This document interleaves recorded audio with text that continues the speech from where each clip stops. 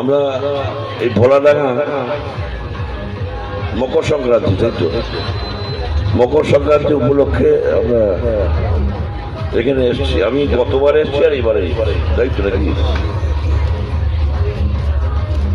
এই মঞ্চে উপস্থিত আছেন আমাদের প্রধান, আমাদের পঞ্চায়েত সমিতির ঊর্ধ্বের কর্মাধ্যক্ষ, আমাদের এই অঞ্চলের আমাদের পঞ্চায়েত সমিতির সদস্য, আমাদের গ্রাম পঞ্চায়েতের সদস্য, আমাদের বিশিষ্ট সমাজসেবীরা, আমি কারোর নাম বলছি না, এবং এই মেলা কমিটির সভাপতি সম্পাদক সবাইকে আমি প্রীতি শুভেচ্ছা অভিনন্দন জানাই। এখন উজ্জ্বল আমার সিকিউরিটি ছিল, আপনারা সবাই জানেন। তার একটা অঘটন ঘটেছিল, একটা অ্যাক্সিডেন্ট করেছিল, তার মৃত্যু হয়।